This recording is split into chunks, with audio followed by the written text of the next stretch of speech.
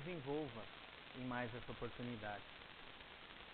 Antes de mais nada, considerando que esta é a primeira reunião doutrinária desta casa neste ano, gostaria de renovar os votos de que todos tenhamos um excelente 2017, repleto de oportunidades de crescimento, e que cada um de nós saiba aproveitar essas oportunidades que Deus nos concede diariamente. E registrar meu agradecimento, a minha felicidade de poder estar iniciando mais um ano de trabalho nesta casa, podendo ter a oportunidade de estudar, de refletir, de vivenciar o Espiritismo nessa casa que tão bem me acolheu e que certamente acolhe cada um de nós indistintamente. Como eu disse, tendo a oportunidade de refletir sobre a doutrina espírita. Essa doutrina que costumamos dizer é, ao mesmo tempo, uma doutrina esclarecedora e consoladora. Esclarecedora porque nos instrui, porque nos dá informações a respeito da vida espiritual e da nossa vida como um todo. Mas também consoladora, porque nos oferta uma série de esperanças a respeito da nossa vida, dos problemas que enfrentamos e como os resolveremos. E o tema que falaremos na noite de hoje é uma prova disso. É uma prova que o Espiritismo, ao mesmo tempo que instrui, ele também consola.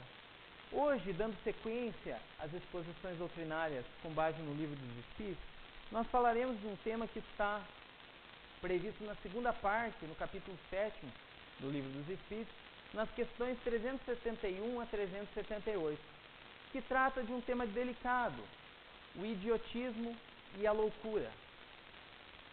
É certo que é um tema delicado, que é um tema que traz uma série de dificuldades quando nós o enfrentamos, mas que merece uma atenção especial. E o Espiritismo, como o faz em tantas outras questões importantes de nossa vida, oferece uma série de ensinamentos a respeito desses temas, para que possamos entender, sob a ótica espírita, por que esses problemas mentais ocorrem nos indivíduos, como enfrentá-los e também qual a esperança que pode ser dada àqueles que a enfrentam. E faremos isso com base nas questões que nós citamos, na 371 a 378, não todas, não daria tempo, mas buscamos trazer as principais deste assunto para que nós possamos compreendê-lo e refletir um pouco mais sobre essa questão. E começamos com a questão 371, a primeira, está errado ali o número, é 371, onde Kardec pergunta: tem algum fundamento o pretender-se que a alma dos cretinos e dos idiotas é de natureza inferior?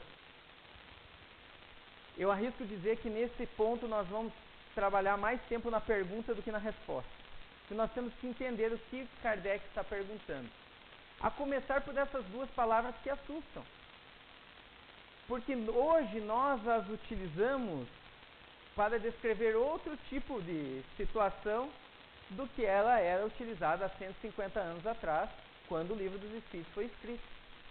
Hoje, nós chamamos de cretino a pessoa que é ignorante, estúpida, que é insensível. E chamamos muitas vezes de idiota a pessoa desprovida de inteligência, de razoabilidade, insensível também, inconsequente.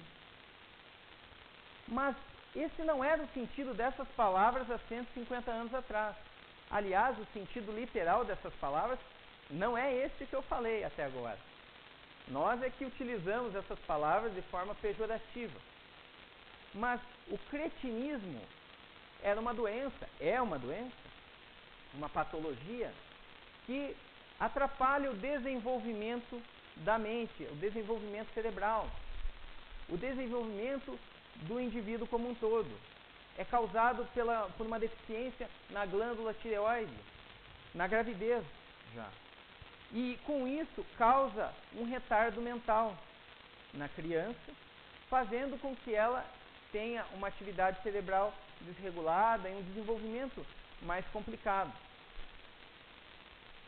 E o idiotismo, por sua vez, é aquilo que hoje nós chamamos talvez de paralisia cerebral ou de algum outro tipo de lesão cerebral que a criança também sofre durante a gestação ou no momento do parto e que faz com que ela também tenha um retardo mental ainda mais avançado, tornando-a incapacitada para a vida de um modo geral, sem poder, nos dois casos, gerir a própria vida.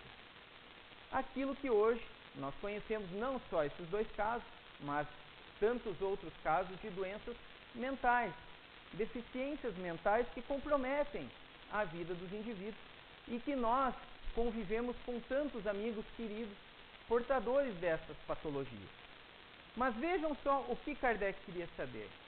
Ele queria saber dos espíritos se esses indivíduos que possuem essas deficiências mentais que incapacitam as pessoas para o trabalho, para a vida de relacionamento, se elas, como pretendiam algumas pessoas, algumas teorias à época, teriam uma alma de natureza inferior à dos demais. E óbvio que aqui nós estamos falando com pessoas que acreditam que nós não somos somente esse corpo. Porque para os materialistas, aqueles que não acreditam em nada além da matéria, todos são iguais. E o corpo de um, por alguma deficiência cerebral, pode ser inferior do outro. Mas não há nada além disso. Mas para nós, que acreditamos na vida espiritual, ou seja, não somos este corpo, apenas estamos habitando esse corpo, somos espíritos. A questão que se propõe é se os espíritos das pessoas que têm alguma deficiência mental seria de natureza inferior. E percebam que esse pensamento não é de Kardec. Kardec está perguntando aos espíritos se essa teoria que já existia era verdadeira.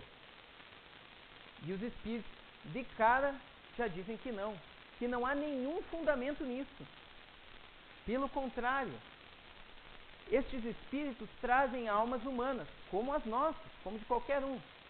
Não raro, mais inteligentes do que supondes, mas que sofrem da insuficiência dos meios de que dispõem para se comunicar. Da mesma forma que o mudo sofre da impossibilidade de falar. Então, não há distinção da natureza dos espíritos. Nós que estamos aqui encarnados neste planeta, e os desencarnados que o povoam também, nós temos espíritos da mesma natureza, criados por Deus, simples e ignorantes, mas com um potencial divino para evoluirmos. E esse é o nosso propósito: evoluir, progredir, sermos melhores a cada dia. É evidente que uns estão realizando esse progresso mais rápido e outros mais devagar. Então há diferentes níveis, mas todos com a mesma natureza espiritual, sem distinção, porque um tem algum distúrbio mental, outro não tem, ou porque um é de uma cor, outro de outra, de uma posição social ou de outra, porque um é homem ou é mulher. Não há distinção nisso. A alma, o espírito, é da mesma natureza e com o mesmo objetivo, que é alcançar a perfeição. Mas reparem que eles dizem que muitas vezes esses espíritos que habitam corpos com dificuldades mentais, com deficiências, como costuma se dizer, são mais inteligentes que nós supomos e nos atrevemos a dizer muitas vezes mais inteligentes do que nós, só que com uma limitação corporal. Da mesma forma que o mudo. A pessoa que é muda, ela tem a capacidade intelectual como a nossa, mas ela não consegue verbalizar, não consegue expressar-se através da voz. A pessoa com deficiência mental, muitas vezes, tem uma capacidade tão boa ou melhor que a nossa, mas o seu aparelho cerebral está com uma dificuldade, um defeito que não permite que ele se expresse. Kardec, ou melhor, em outra pergunta de Kardec, os espíritos fazem uma observação uma comparação que dá a real medida disso. Eles dizem o seguinte: um músico excelente, o melhor que nós consigamos imaginar, com um instrumento defeituoso, não dará a ouvir boa música, o que não fará que deixe de ser um bom músico. O melhor instrumentista que nós imaginarmos, nós damos um violão capenga para ele, ele vai tirar no máximo aquilo que aquele violão consegue dar. Ele é um ótimo músico, mas aquele instrumento que ele está utilizando não está apto a dar uma boa música. Da mesma forma, o espírito muitas vezes tem uma capacidade intelectual fantástica, mas está encarcerado em um corpo que não o permite exprimir-se de forma adequada, manifestar-se de forma adequada. Isso nos faz tirar a primeira conclusão, que se aplica tanto à questão das deficiências mentais quanto à da loucura, que nós veremos a seguir. E quem tem defeito, quem tem alguma deficiência nesse caso, é o corpo. O espírito é normal. É óbvio que essa deficiência foi causada muitas vezes, e nós veremos isso a seguir, por uma repercussão de algo que aconteceu com o espírito. Afinal, é o espírito que molda o seu corpo. Mas, sabendo que é o corpo que está com alguma dificuldade e não o espírito, nós chegamos a uma conclusão muito importante. A de que quando esse espírito desencarna e deixa aquele corpo defeituoso naquele momento, ele continua na plenitude de suas capacidades. E numa próxima encarnação poderá vir com as suas faculdades preservadas. Isso, certamente, além de esclarecer, nos consola a todos que temos amigos, que temos familiares nessa condição, pois sabemos que é uma condição temporária. É uma encarnação inteira? Sim, muitas vezes. Mas o que é uma encarnação perto das dezenas, centenas, quiçá milhares que nós tivemos e ainda teremos pela frente? Mas Kardec não para por aí. Ele faz uma outra questão bastante pertinente, que é a questão 373.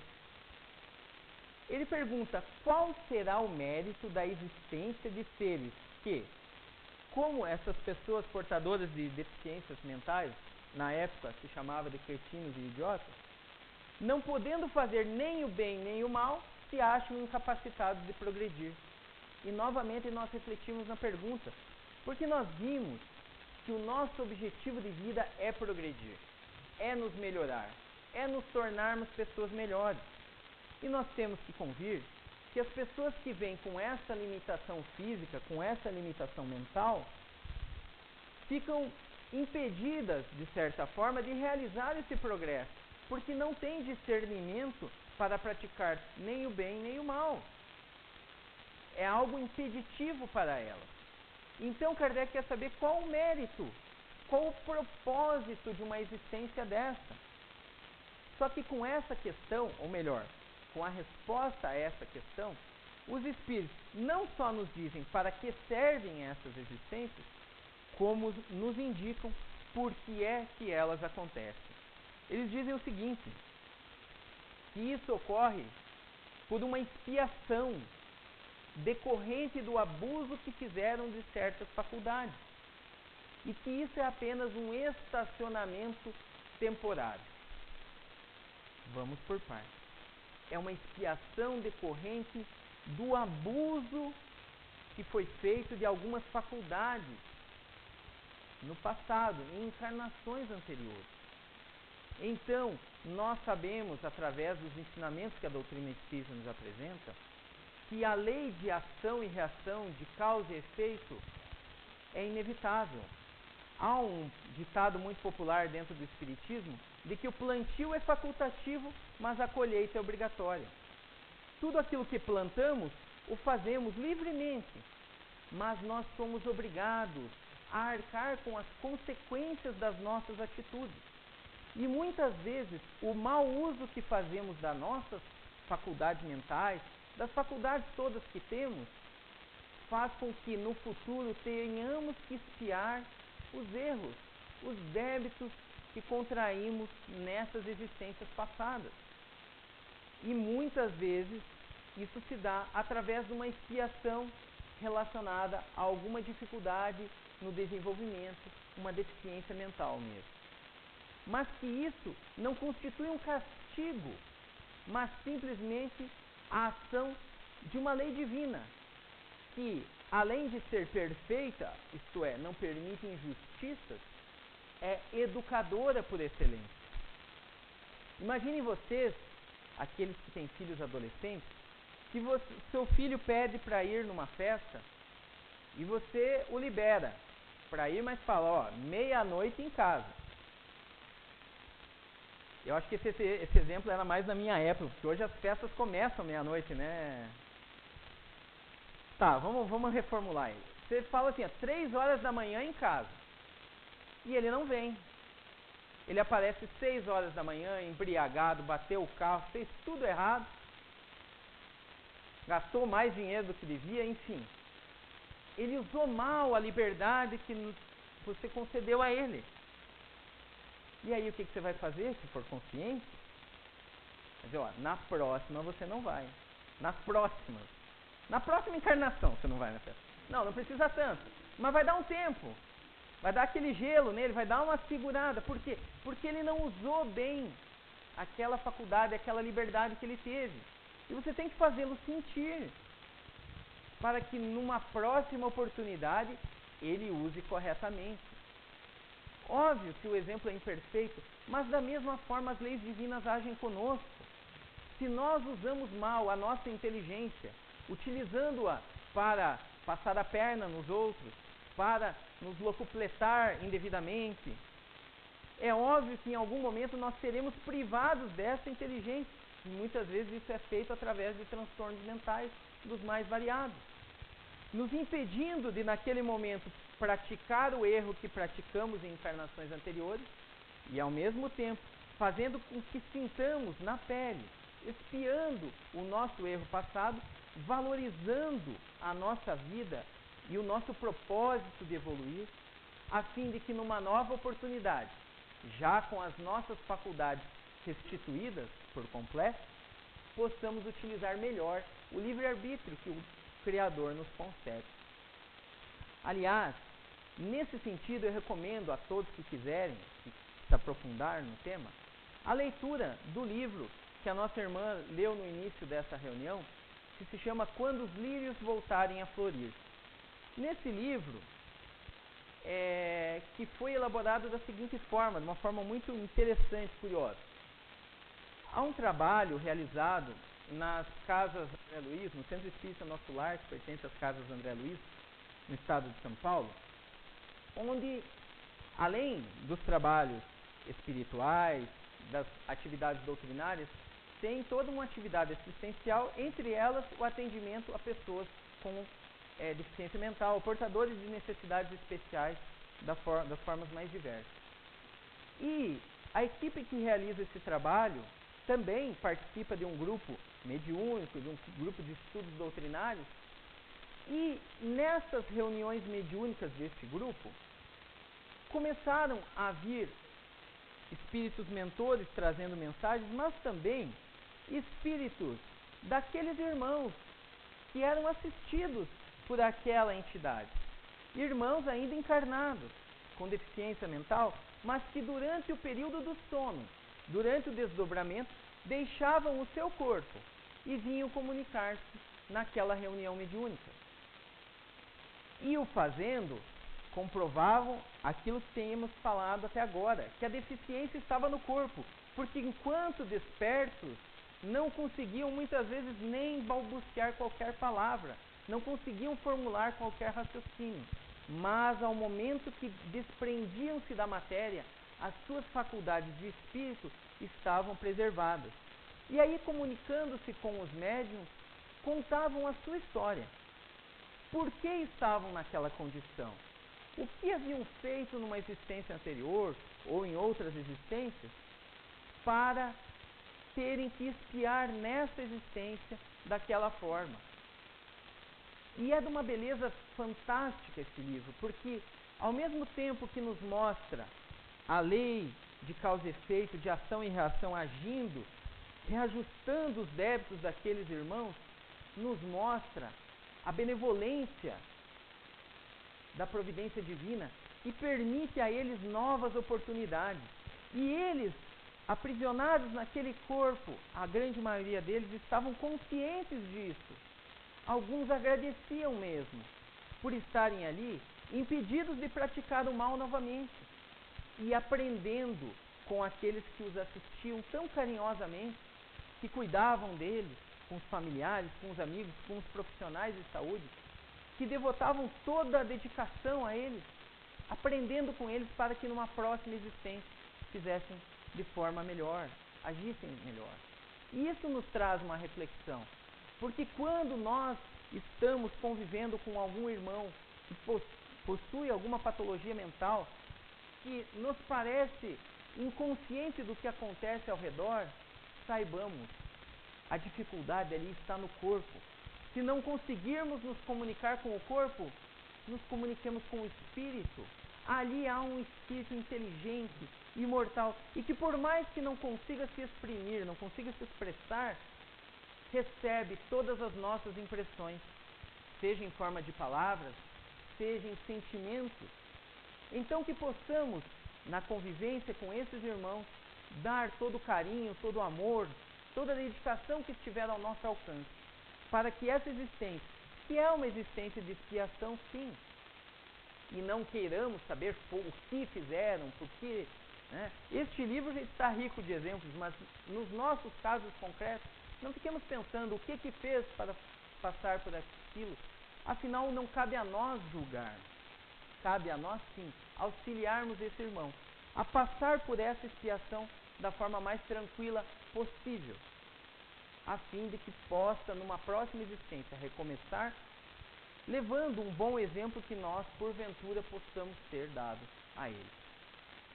Mas nosso tema não se restringe somente a essa questão da deficiência mental, mas também a questão da loucura, do desequilíbrio da mente, do desequilíbrio do cérebro. E Kardec já faz a pergunta pedindo para que os espíritos definam qual é a situação do espírito no caso de loucura.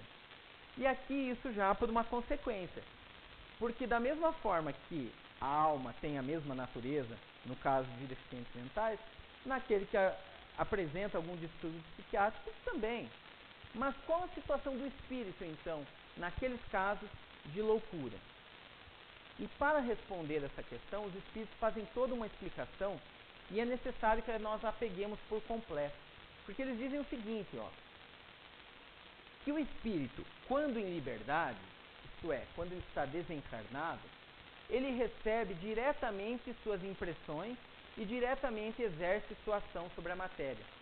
Isso quer dizer que quando o espírito está desencarnado, ele não precisa de um corpo, obviamente. Ele não precisa de boca, não precisa de ouvidos, ele simplesmente assimila muito diversas.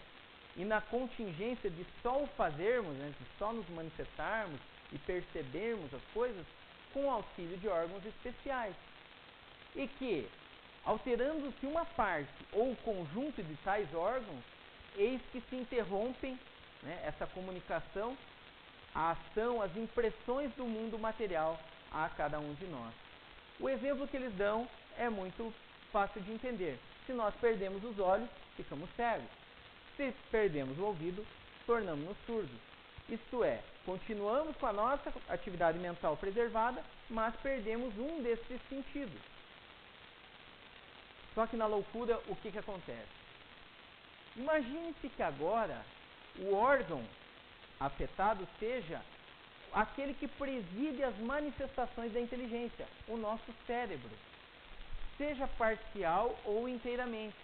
E aí fica fácil se compreender que só tendo o espírito a seu serviço órgãos incompletos ou alterados, uma perturbação resultará de que ele, por si mesmo e no seu foro íntimo, tem perfeita consciência, mas cujo curso não lhe está nas mãos de ser. Acontece o mesmo que nos casos de deficiência mental. O espírito, muitas vezes, até tem consciência desse distúrbio psiquiátrico, mas ele não consegue controlar, porque o órgão danificado é o cérebro. E assim o sendo, por mais que o espírito tenha a plenitude de suas condições, um cérebro com dificuldade, defeituoso, não consegue controlar as manifestações do espírito e muitas vezes entrega-se ao desequilíbrio. É isso que faz com que muitos irmãos enveredem por caminhos das diversas enfermidades mentais e psiquiátricas. Da mesma forma, nós dizemos que são espíritos como nós e que têm a plenitude de suas faculdades, mas que contam com um aparelho cerebral com algum tipo de incorreção, com algum tipo de defeito. E por que isso acontece? A escritora espírita pesquisadora Sueli Caldas Schubert nos diz no livro Transtornos Mentais que a loucura é um comprometimento do espírito que reencarnou, trazendo as sequelas de desvios graves do passado e que repercutem no atual corpo físico com limitações e perturbações de várias ordens. Da mesma forma que a matéria que nós vimos anteriormente, a questão das deficiências mentais, a loucura sempre está ligada a erros do nosso passado, só que aqui com um alerta. No caso de deficiências mentais, nós já nascemos, quando as manifestamos, já nascemos com elas, resultado de encarnações anteriores. O mesmo pode acontecer com a loucura, isto é, por causa de erros do nosso passado reencarnatório, nascemos, por assim dizer, com o germe da loucura, com os genes já favoráveis a desenvolver algum tipo de distúrbio psiquiátrico. Porém, há casos em que nós nascemos na plenitude de nossas faculdades mentais, no entanto, vamos agravando os nossos débitos, vamos errando, abusando das nossas faculdades e na própria encarnação desenvolvemos algum distúrbio psiquiátrico relacionado ao nosso comportamento não só de vidas passadas, mas da presente existência. E aí, quando nós falamos que a doutrina espírita é esclarecedora, não é só para dizer o porquê que as coisas acontecem, como o faz nesse caso, explicando por que há casos de deficiência mental, por que há casos de loucura, mas também para nos esclarecer como devemos nos portar perante a vida, a fim de que nós, pela nossa invigilância, pela nossa imprevidência, também não venhamos a desenvolver distúrbios psiquiátricos de qualquer ordem. E aí vem a lição do Cristo, de agirmos no bem, de fazermos ao outro aquilo que gostaríamos que o outro nos fizesse, de ter uma conduta moral o mais perfeita possível dentro do nosso nível evolutivo, para que não contraiamos novas dívidas e assim não acabemos por criar uma expiação para nós, nesta ou nas próximas existências. Então, meus amigos, a questão da loucura e da deficiência mental são naturalmente explicadas pelas experiências anteriores, pela reencarnação. Mas, da mesma forma que a reencarnação explica essas patologias, ela também nos consola. Porque ela nos mostra que, da mesma forma que nesses relatos que citamos na obra anteriormente citada, esta é uma encarnação que passa. Citando aquele benfeitor que tanto ensinou a Chico Xavier, isso também passa. Porque essa dificuldade é uma dificuldade temporária. É uma dificuldade do corpo, causada pelo espírito, mas extinta a vida corporal, o espírito se eleva, tal como o exemplo da flor de lótus, donde, saída do lodo, pode surgir a flor mais linda, mais bonita, uma das mais lindas que temos no nosso planeta, mostrando que nós, por mais que tenhamos contraído dívidas, Por mais que tenhamos incorrido em erros de toda ordem, nós temos um potencial divino, como a flor, que pode, quando decidir por assim o fazer, elevar-se, sair desse lodo e fazer brilhar a sua luz. Era isso que o Cristo dizia: brilhe vossa luz, porque nós sempre pedimos que a luz do Cristo nos ampare, que a luz do Cristo nos eleve, e devemos pedir isso. Mas Ele nos pede: brilhe a vossa luz, porque nós temos a nossa luz interior, que pode fazer elevar-nos e fazer também colaborar, auxiliar tanto esses irmãos que padecem dessas enfermidades. Para que a gente encerre, eu gostaria de citar um caso, um exemplo, que na verdade ele é contado por outro expositor espírita, o qual eu lembro de quase todas as palestras dele, só não consigo lembrar do nome dele agora. Mas vocês encontrarão facilmente ele no YouTube. Ele é presidente, o Walter está dando risada lá atrás porque ele sabe o nome e eu não sei, mas enfim, ele é presidente da associação, foi presidente da Associação Médico Espírita do Rio Grande do Sul. Enfim, ele faz várias palestras e ele conta um caso interessante. Ele diz que certa feita chegou ao seu consultório um amigo dele trazendo uma criança que tinha algum tipo de distúrbio mental e foi por ele atendido, foi tratado. Mas o exemplo que esse palestrante conta é que numa das vezes que esse menino foi ao seu consultório, e ele tinha ali seus 6, 7 anos, foi quando ele tinha ouvido pela primeira vez um rádio. Ele nunca tinha ouvido um rádio. E ele ficou maravilhado, como que daquele rádio saiu uma voz. E a hora que os adultos saíram da sala, ele foi lá, desligou da tomada e desmontou o rádio inteiro, tentando achar de onde que saía aquela voz que estava falando. E como vocês sabem, não tinha voz nenhuma ali. E depois explicaram, a muito custo, explicaram isso para ele. Mas o que o expositor espírita quer contar com isso é que nós, através dos nossos valorosos cientistas que prestam uma inestimável contribuição para a humanidade, nesse campo da saúde mental, assemelham-se a este menino, que estão desmontando o cérebro, por assim dizer, vasculhando tudo que há lá dentro, e isso é bom, porque cada vez conheceremos mais o nosso cérebro, mas ainda não estão encontrando essa voz, não estão encontrando a nossa mente, a sede da nossa inteligência, porque o nosso cérebro assemelha a esse rádio. Da mesma forma que a voz é transmitida lá pelo Fábio, lá no estúdio dele, lá na rádio, ele fala lá, e as frequências transmitem essa voz que sai naquele e em outros aparelhos de rádio. Nós somos espíritos que irradiamos o pensamento e o cérebro é somente o organizador, o transmissor desse pensamento.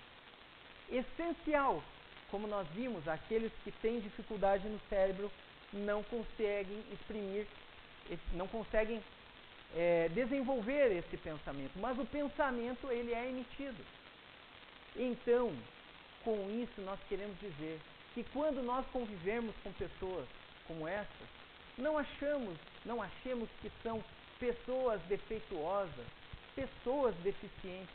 Não, estão em corpos limitados, como um rádio, que muitas vezes dá interferência, é ruim mesmo de manusear, mas a frequência muitas vezes é ótima. Ela só precisa de um aparelho melhor. E graças à providência divina, que nunca nos desampara, em algum momento ela terá esse aparelho novamente, podendo usufruir, fazendo bom uso desta vez, desta liberdade, das faculdades em sua plenitude, desenvolvendo-se e auxiliando no desenvolvimento de todos aqueles que estão ao nosso redor, pois esse é o nosso papel, progredir. Que possamos fazê-lo auxiliando estes irmãos e evitando contrair novos débitos, para que não precisemos passar por expiações tão dolorosas como essa. Que Deus nos abençoe. Agradeço a todos vocês pela atenção. Renovo um desejo de um feliz 2017 a todos vocês. Uma excelente noite a todos e muita paz. Obrigado.